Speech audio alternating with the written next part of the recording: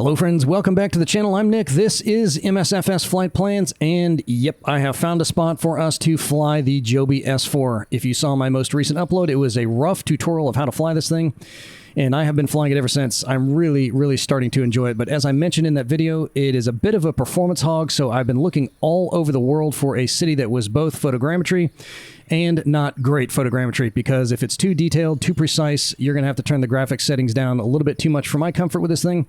So we're out here in Prague, which is not only just okay photogrammetry, but can handle this thing pretty well. And there's just a ton of history out here. I actually got a request about a year ago to fly out here in Prague, and I'm not even sure that our member's still around. I haven't heard from him in a while. So Paul, if you're still out there, this one's for you, brother. So we are going to climb on in, I'll show you where we're going, and then we'll be on our way. Luckily, there is virtually no startup procedure for this, so this will be fairly quick. I still can't find the click point to get in that thing on the outside. All right, so here's a little nav map, and as I was looking around on here trying to find Prague over and over again, I have one request if anyone cares to hear from me about the world map in the sim. If there was a way to throw some country boundaries in there, that would be fantastic. And maybe there is, and I'm just not aware of it, but unless something's down near the coast, anything in the middle of a huge landmass is really hard to spot unless it's a gigantic city that shows up from far away. I had some trouble finding Prague.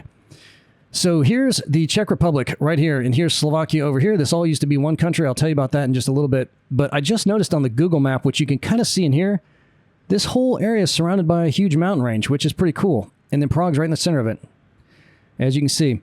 So we're starting a little bit southwest of the city because, one, there is a great-looking little in-sim POI down here, a cool castle that we'll check out, and I needed a little bit of time to tell you some of the history about Prague before we get down there. We're not going to have much time, but I'll tell you as much as we can get in there.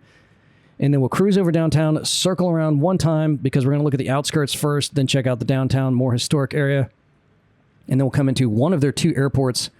And you can see that I do not have the airports turned on because look at what that little label of that bookmark says. There's an air museum there, and we're going to check out all their planes on the ground, which you can't see in the sim, but I will show them to you on the satellite map when we're done.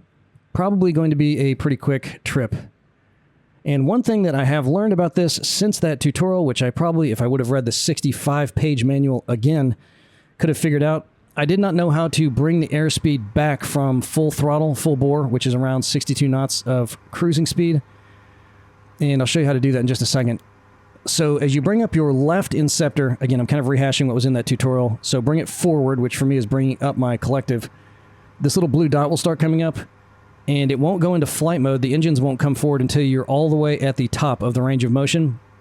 So once you're in the air, you bring it all the way up, it starts going forward, and it'll just accelerate to its top cruise speed.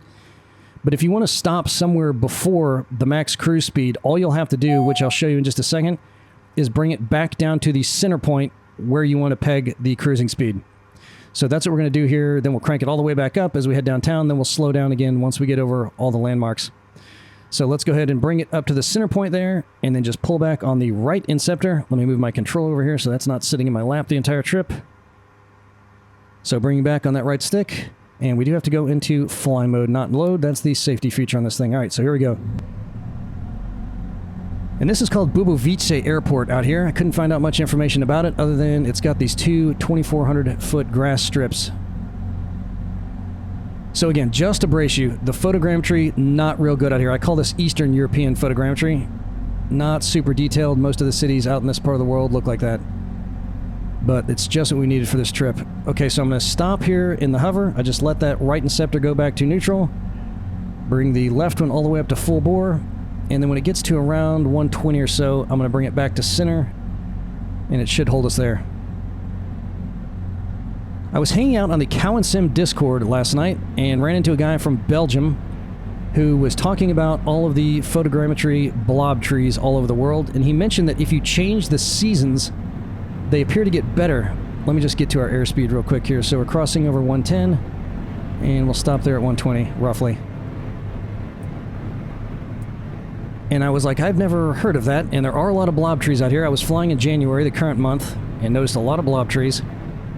So then I came out here again, moved it to June, which is where it's set now, and he's right. What's going on is that when there is no foliage on the trees, you can see all of the rendering mistakes that become blob trees. And when you put the foliage back on them, it covers them up, a lot of them. So if you're flying around here and there aren't a lot of leaves on the trees, just change the season to a month where there are lots of leaves and it'll look a lot better. Just a heads up with that. And then we got together and flew over Ann Arbor. We were doing some A/B testing between 2020 and 24. That's also a photogrammetry city. And we were screen sharing, and in 2020, Ann Arbor looked significantly better than 2024, which is always disappointing. We can't have 2020 being indefinitely better than 2024, so I'm really hoping that's not a streaming issue that can't be remedied, because this is going to have to eventually surpass that, or they're going to be in a lot of trouble. But for now, we're sticking with 2024, for reasons I've mentioned many times at this point. So in just a moment, we're going to fly past Karlstein Castle, which we'll see here on our left. That was built in the 14th century specifically for the purpose of storing the crown jewels of the Holy Roman Empire. And that's it off in the distance, just above the left pillar there. And this one is widely regarded as one of the best and best looking castles to visit if you're in the area. And of interesting note is that this may be one of the earliest sites of a coordinated biological warfare attack. In 1422, they had a good old-fashioned siege party out here, and the invaders used catapults to launch dead human bodies over the walls. And I know I probably shouldn't say this, but I can't help but chuckle just a little bit when I think of the sight of human bodies ragdolling through the air after being shot through a catapult. Sounds like something from a Monty Python movie. They also slung 2,000 carriage loads of dung over the walls, which is even more hilarious. But I couldn't figure out if that was enough to break the siege or not. You'd think that people living amongst their own sewage back then would have a pretty good immune system. So here it comes, and again, this is an in-sim POI. Looks really cool, and we're pretty far outside of town here for a trek back in those days. But I'm betting they probably put it there because look at that position. It's up on a hill in the center of a bunch of other hills. What a great spot for a castle. Unless someone is slinging dead bodies into it. Man, I bet they just set up shop right over here and shot them into that. I read they also had a lot of Christian relics down there back in the day. Pieces of the cross, one of the nails from the cross, the Spear of Destiny for a while. All items that would make much better conversation pieces than something like my dog's gigantic bladder stones, which I did keep on our coffee table for a while before my wife made me toss them, unfortunately. But they were huge. They were like the size of golf balls. Pretty impressive. But that castle was rebuilt a few times, holding its own until being captured during a battle of 1648, after which it was abandoned for over 2 centuries, finally getting a renovation at the start of the 20th century, and they opened it to the public in 1905. And it looks really cool if you see some pictures of it from the ground. So I started about 10 miles outside of town here, wanted to show you that castle, but I also wanted to give you a quick overview of the history of Prague, which is very complex, so again, I'll just hit the high points. Humans have been rooting around out here for at least 12,000 years, but the area entered recorded history in 1306 BC as the city of Boyheim, getting its name from a king named Boya, B-O-Y-Y-A. And if that name is ringing a bell, it should. It is the nexus of the name Bohemia, which is what they called this region for a very, very long time. And don't even try to tell me you're not thinking about Wayne's World right now. It's okay, I am too.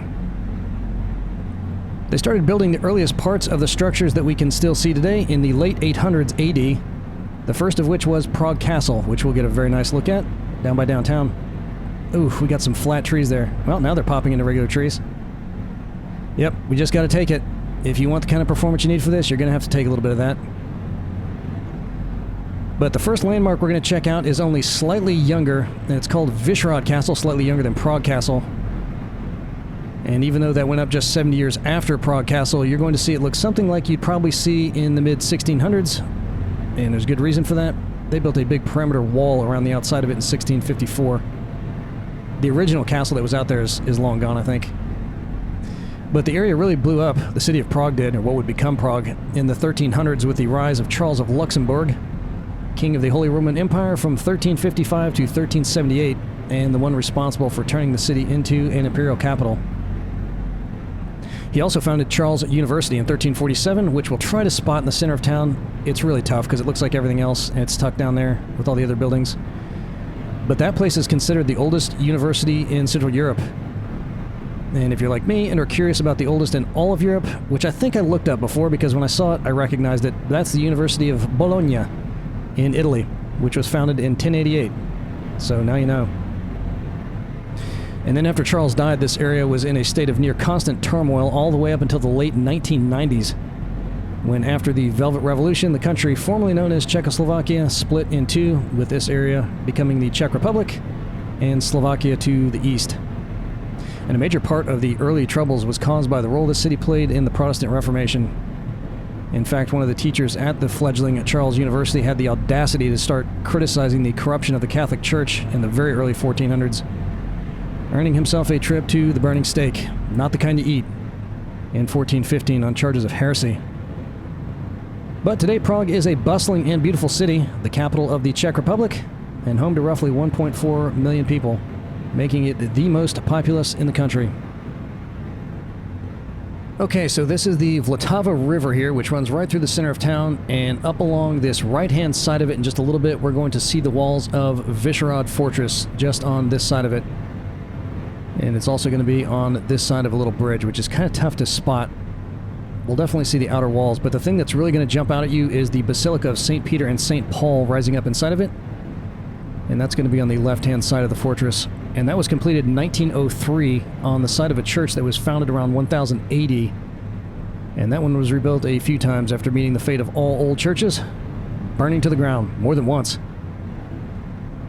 So this is not too bad out here. On my first trip, I was getting some popping, but I don't think the cache had loaded itself up yet. It seems to be better now, other than those flat trees that we had.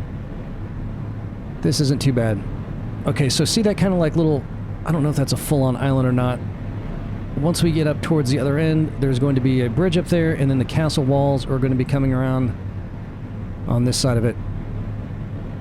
We'll see what we can see. I do have an add-on pack installed. It's the Prague Cityscape by AC Scenery, which I'm guessing they probably built before... Okay, hold on, let's look at this castle real quick.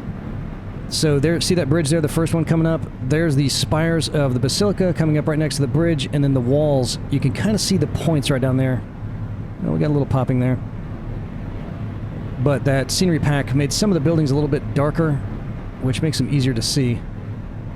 So at the southern end of this big train station up ahead, we're going to see their fantastic National Museum, which opened in 1891, also very dark looking. There it is right there, it just came into view. And then just past that, there's the train station right there. We'll see their National Memorial perched atop Vitkov Hill. That train station's really dark, so is that museum. And I'm not sure we're going to be able to see it because it's really small, but on this side of it there is a giant bronze statue of a guy on a horse. There's the monument right there. See the hill? It's sitting right in the middle of it, and on this side of it is the guy on the horse, which is the third largest one of those in the world. The guy on a horse statue anyway. And that thing commemorates the defeat of Catholic forces on this spot in 1420.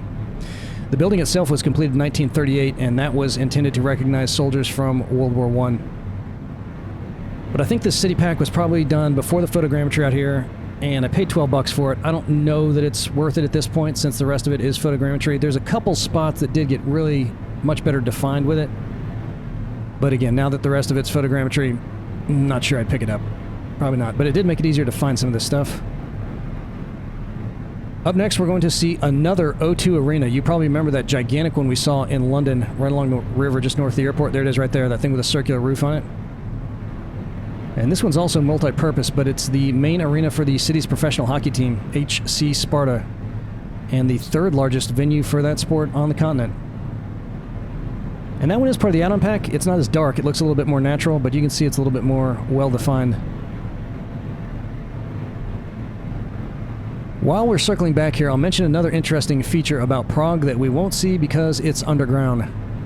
In 2015, they completed a big tunnel complex under the city, really on the northwestern side of the city, it seems like more of it is, to relieve the traffic congestion downtown. And the whole complex is a little over 5 kilometers in length. But every now and then you'll spot some of the entrances down along the main arteries. I'll show some more of them to you when we look at a little nav map at the end. Kind of tough to see in the sim. You'll accidentally spot them if you see them. But it sounds like they had quite a few issues while they were digging that out, not the least of which were some huge sinkholes that opened up. They said some of them were 30 meters across, and one of them was underneath one of the big city parks. But that whole thing wound up costing the equivalent of nearly $2 billion US to finish it, making it the most expensive public works project in the city's history by a pretty significant margin. One of the things I'm really enjoying about this aircraft, which I mentioned in that tutorial video, is that once you set the airspeed, it'll stay right there no matter what kind of maneuvering you're doing, unless you just pitch the nose straight down. But it's pretty remarkable. You can hear the engine spooling up and down as you're cruising around. You don't have to worry about it. So we'll see this interesting looking Troya Bridge crossing the river there just under the pillar. over to the town of Troya to the north. And that design is called a bowstring arch, and you can see why. They opened that in 2014. And as we continue past that, along the Vltava River, along the northern bank, we'll first spot the Gardens of Troya Palace and the building itself just past those. And that palace was completed in 1691 for the Counts of Sternberg. And I'm going to link a video tour of that place because the interior is something you really have to check out. The artwork is amazing. And then the Prague Zoo is going to be right past that. Okay, that red-topped building that you see right down there under our right pillar is the palace itself, and then the gardens are just on this side of it. And if we were in January, the shrubs wouldn't be quite as bushy, and you would be able to see the interesting horticulture designs I got down there. You can see that swirly thing just south of it, or just on this side of it. And then here comes the zoo. It's right next to that, right on the other side of it. And that thing is rated by TripAdvisor as the 5th best in the world. It bends all the way along the river there. They opened that in 1931, and I was reading that played a significant role in saving a breed of wild horses from extinction, Russian wild horses, which is pretty interesting. Look at those cliffs down there next to it. I think the area above the cliffs is also part of the zoo. 5th best in the world. And then this stadium we're going to see right there to our left has a name I'm not even going to try to pronounce, but it is the home of the Dukla Prague Football Club. And as always, forgive me if I'm mispronouncing any of this stuff. I'm sure I probably am. Look how the stadium's kind of built up along that hill there. This doesn't look too bad out here. Really doesn't for what we're dealing with. Up next, which unfortunately will be kind of tough to see because it sits in a bunch of trees, is a place called the Star Summer Palace. And the big green area that surrounds it is the Star Game Reserve. The reserve was established in 1530 by King Ferdinand I, and his son Ferdinand II built the structure a quarter century later. And it's called the Star because it is shaped like a 6-pointed star. We'll be able to see that as much as we can anyway as we fly by around the northern side of it. And there's going to be a big open field just on the other side of the reserve, and that is the location of the Battle of White Mountain, which took place in November of 1620 as part of the 30 Years' War, which was related to all the fighting associated with the Reformation. And that got kicked off when the same Ferdinand II, who built the Star Palace, was booted off the throne and replaced by the Protestant Frederick V as King of Bohemia. And by the time the dust settled with that thing, it would go down as one of the worst conflicts in European history, with as many as 8 million deaths between the fighting and the famines attributed to that conflict. And even though nearly 50,000 people showed up to duke it out at the Battle of White Mountain, there were only around 3,000 casualties in that dust-up. So there's the reserve right there, and that open area just coming into view under our left pillar is the little parade ground right in front of the Star, which the roof is kind of the same color as the trees, but we'll take a look right down on top of it as we come around. You can just start to see it there. It's kind of grayish looking, and you can definitely tell it is star-shaped. And it's popping a little bit. There's where the Battle of White Mountain took place, that field right there.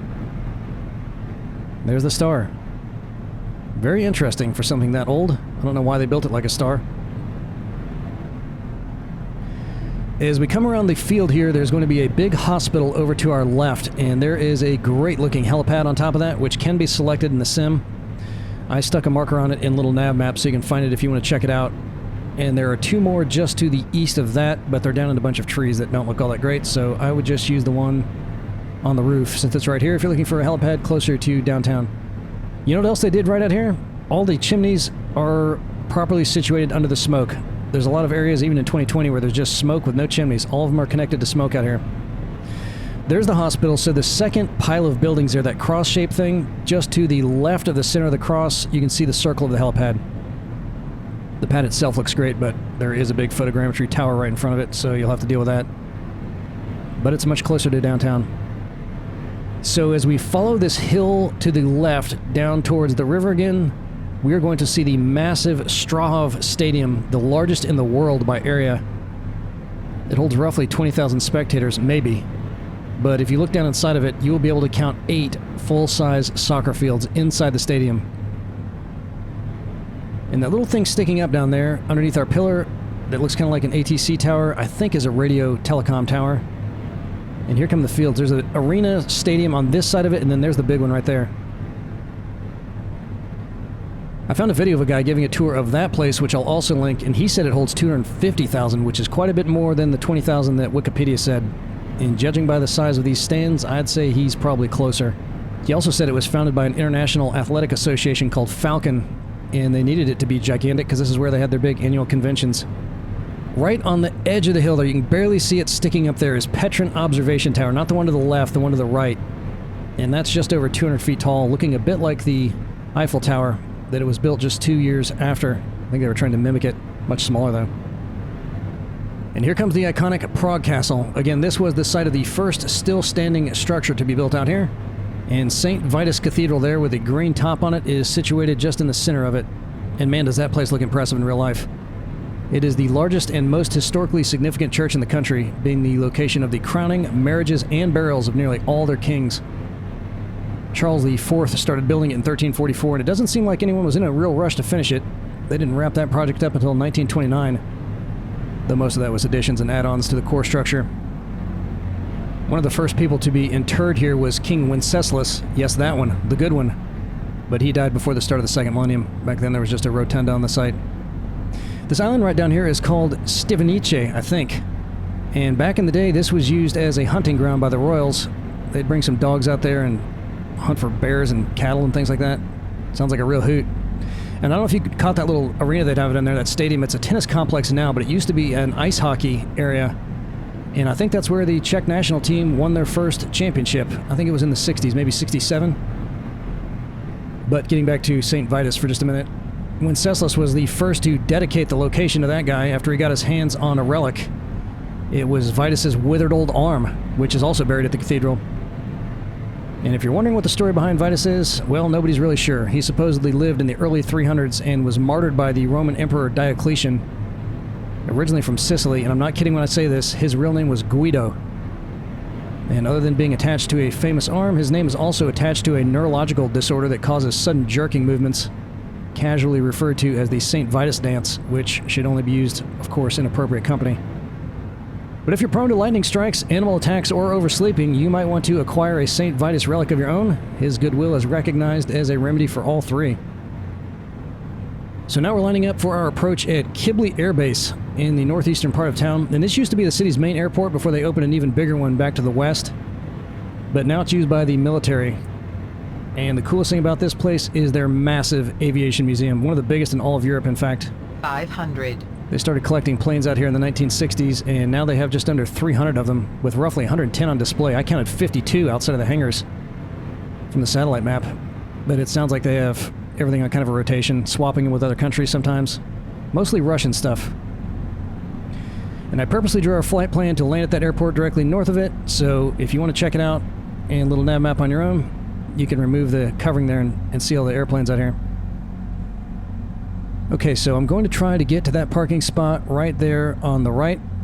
And just as a refresher, if you have not yet watched the tutorial and you're trying to figure out how to fly this just from this one, you bring that throttle line back under the center point to slow down, and then when you're ready to hover, if I just leave it under the center point right now, it'll eventually start going backwards. But once it gets to almost a standstill, if you bring it back to the center and leave it there, then you push forward on your right stick, that will bring you down. And it's about at this point that I always start to feel like I'm flying a helicopter, and yep, see I'm going backwards now. I got to bring that back up to center. And I want to push forward to go forward, but it's not that, it's the left hand that makes you go forward. You need to keep the right one stationary until you're ready to come down, and then we can come down. Then once you're on the ground, you again push the left one forward, or push that little blue dot above the center point, and that'll get you taxiing, and you can taxi with your pedals. Okay, so we'll cruise over right here, give it a little bit of speed, and bring her on in over here, see if we can park it. And it'll get away from you pretty quick. It'll pick up speed quick when you're taxiing around on the ground. It won't do it while you're in the hover though. I think it goes a maximum of 15 knots until you get into flight mode, but it'll get going pretty quick down here on the ground. And then to stop it, just bring that left lever all the way to the ground. Alright, we did it. Awesome. You know what, let's hop out and just walk around a little bit. Why not? I'm gonna click over here. I'm kind of wondering, look at all those smokestacks. Yeah. You know, I should look and see if there's an add-on for this airport. There's some blob trees for you, just to see if they put any of those planes out there. Okay, let's check it out on the satellite map so you can see what I'm talking about out here. And here we go. Okay. Centering off, tail off. So here is Karlstein Castle, which in the sim appeared to have less trees. This was kind of bald and looked a little airbrushed, this part of this mountain right here. But you can see, okay, so they probably put it there because it's near this river, which is an offshoot of the main river. But it's really kind of hidden in there. I mean, unless you came up off the river through that valley, which was probably very, very defendable. I bet you that's why they put it there. And then it's up on top of this hill. That's actually a pretty good spot for a place to keep the crown jewels. But look at all these open pit mines they have out here. They got quite a few of them. I didn't fly over any. I know this one didn't look all that great, but there was one out here somewhere that looked pretty decent. I just don't recall where that was. Now, maybe it was this one. One of these looked pretty good if you want to look for some pit mines. Again, nothing all that great. So then we came downtown. The first thing we saw, there's the Vltava River right there. And you can see right from overhead, look at this. So this is Vysehrad Castle. Very well-defined walls, just kind of treed in the sim. In fact, these areas are a little bit more open as well than they were in the sim. These spots right here. And then there's the big St. Peter and St. Paul Basilica there. But that's neat looking. So the original walls, which if you zoom way in, so here's Prague Castle up here. I'm not sure exactly what it looked like. I saw a couple of artists rendering of what they think it probably looked like. But it seemed like they probably had walls going all the way around here. And if you get close to some parts of the ground, you can see the old wall segments. Like right here, look at this. And as you're kind of exploring around on the satellite map, every now and then you'll come across some more wall segments like that. Here's the National Museum down here, which looked really dark in the sim again, but at least it was easy to spot. And here's the big train station. And then here is the National Monument. So the guy on the horse is right here. And again, if you get real close, you can see him down there. Up on Vitkov Hill. Here's the other O2 arena. And then we came over here to... Here's some of those tunnel entrances. So here's one of them right here, and I marked another one over here somewhere while I'm thinking about it. Look at that. They're all over the place out here. That's pretty wild. Ooh, I wonder what that said. VOR something. And I forgot to mention that arena. That's okay. You can see this too, but it was kind of behind our console as we were coming across Prague Castle. So there's the Troy Bridge, and then here's what the gardens look like in real life, which was pretty close. And some of these bushes are kind of bushy. You really couldn't see these in the sim. They were kind of washed out a little bit, but that would be neat looking. And you could really spot this quite well because it stood out because it was one of the add-ons. And then here's the zoo over here. 5th best in the world, according to at least one website. And there's the stadium I didn't try to pronounce. Maybe Juliska? I don't know how they say the J's out here. And then here's the Star Summer Palace, which we actually got a pretty good look at that. Once we came around this side of it, you may have to look back over your shoulder to really see it from this angle. Boy, look how nice that parade ground is, though. You could do a little putting out there. That looks great. And then here's where the Battle of White Mountain was. And in the middle of it, they said that this is a cairn memorial of some kind, which, if you've ever seen a cairn out in Scotland or somewhere like that, it's a big pile of stacked rocks with some sort of granite plaque on it. Not sure what it says because it wasn't in English. So what is this thing? We flew past this. I bet that's a go-kart track. That's what that looks like. They even got bleachers out there. And then over here is the hospital, and there's that helipad, just in case you couldn't see it when we were in the sim. So again, that one is nice. When you get in, you'll be facing this thing, which is a big photogrammetry tower that doesn't look that great. But if you come down to any of these, you're going to be tucked amongst a whole bunch of trees, and it's going to look really bad. So I would just take that one if you wanted to take a closer helipad to the city. What is that, another go-kart track? Look at that. Oh, that's a Greyhound Park. All right. What, do they have them running on cement out here? That's probably dirt. Interesting. And then here's a huge stadium. So what do you guys think? 250,000 in there? I don't know, but it's got to be more than 20,000. So if these are removable, they could probably also make that a full-size field, which would be 1, 2, 3, 4, 5, 6, 7, 8. They're not putting one here because there's a big building right there. But that is big, and then they got 2 more of them over here. And these are probably dormitories, I would guess, for all the people that are coming out here to play. Which is nice. What a nice facility. Here's that radio tower, and I'm only guessing it's a radio tower, even though it looks like an ATC tower, because it says Radio Comunicase. Kache. I think they make a ch sound for their C's out here. And there was that other tower out here somewhere. I don't know where it was, but here's the one that looked like the Eiffel Tower. The Petrin Observation Tower. Oh, and you can kind of see it there because we're at an angle. But not very tall. Only 200 feet or so. And then we get to Prague Castle with their big church. with the guy's arm buried underneath it somewhere. And good King Wenceslas. And then here is... Okay, so a couple things I put bookmarks on. We didn't have time to talk about them, but this is really neat. If you fly more on this side of the river, you can see this one. It looks really good in the sim. Strotka's Academy, I'm guessing, is a school of some sort. And then here is where Charles University is. And you can see it would be really hard to pick out because I don't even know which buildings are actually a part of it, but I think it's all this stuff right down in here. And man, they had churches all over the place out here. And then here is that island where they were doing the bear hunting and cow hunting, all kinds of hunting. And now it's the big tennis court. Boy, they must really be into sports out here. That's nice. Good for them. And then we came on in. So a cool flight. Again, if you're looking for the best photogrammetry in the sim, even in 2020, this stuff wasn't all that great, but it's good enough to fly this thing if you want to fly it over Photogrammetry City without having to turn the graphics way, way down. But more importantly than all that, what a cool area. What a lot of history. Learned all kinds of amazing things I had no clue about before, so I'm glad we came out here. And if you import the bookmark file, by the way, it will bring in not only the bookmarks that we have out here, but all over the world and these helipad markers that I put in here, because again, the sim is not bringing those in from the sim at this point. So if you're looking for where you can get some helipad spots, there's another one way down here. If for some reason you want to go down there and come this way to see the castle. But here's where all the ones are near downtown that you can select in the sim. That'll be in the bookmark file. All right, guys, it was absolutely awesome. Can't wait to see you all again in the skies. Have some fun. Later.